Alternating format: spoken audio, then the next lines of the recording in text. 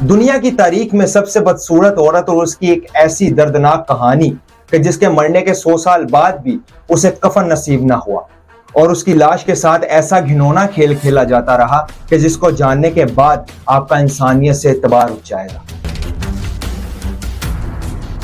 यह है Julia पास्ट्राना। Mexico के शहर साइनोलोआ की यह खातून दिली तौर पर बहुत नरम थी, लेकिन इसे दुनिया की खौफनाक तरीन औरत माना जाता था। 1834 में मैक्सिको के पहाड़ों में पैदा हुई और पैदाइश से ही तेजी के साथ इसकी बॉडी पर बाल बढ़ने लगे, क्योंकि जूलिया को हेपेट्रिचूसिस लैंगोचिनोस जैसी बीमारी थी, जिसकी वजह से उसकी पूरी बॉडी पर बाल थे, यहाँ तक कि उसका चेहरा भी काले बालों के साथ भरा होता था।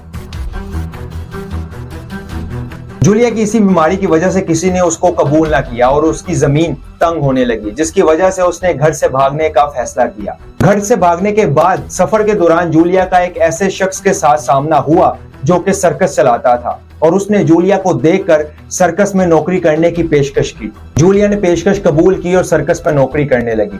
जूलिया को सर्कस में पागल कहा जाता था और किसी ने यह अफवाह फैला दी कि जूलिया की माँ किसी बंदर के साथ सोई थी, जिसकी वजह से इसकी शक्ल इस तरह की है। और फिर देखते ही देखते उस सर्कस में लोग सर्कस देखने की बजाय जूलिया को सिर्फ देखने के लिए पैसे देने लगे।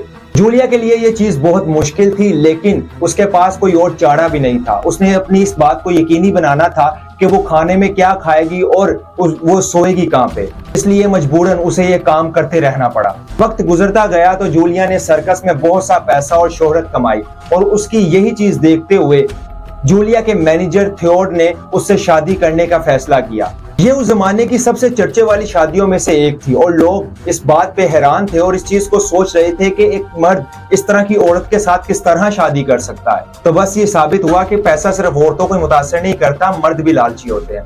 खैर, इससे भी ज्यादा हैरानकुन बात यह थी कि जूलिया ने एक नॉर्मल बच्चे को जन्म दिया, लेकिन बच्चे की पैदाइश की सिर्फ 48 घंटे बाद जूलिया और बच्चा दोनों की मौत हो गई। जूलिया की बदकिस्मती यहीं तक खत्म नहीं होती, बल्कि उसकी मौत के बाद भी जारी रही, क्योंकि उसके लालची शोहर ने जूलिया की मम्मी बनाकर उसे लोगों के सामने पेश करने का फैसला किया।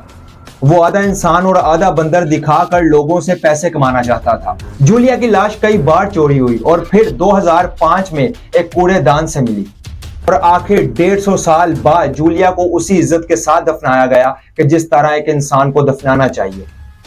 आपको जूलिया की ये दर्दनाक कहानी जानकर अपनी जात में किस तरह का महसूस हुआ, कमेंट सेक्शन में जरूर बताइएगा। अपने मेजबान सुलेमान को उसको इजाजत दीजिए। अल्लाह हाफिज।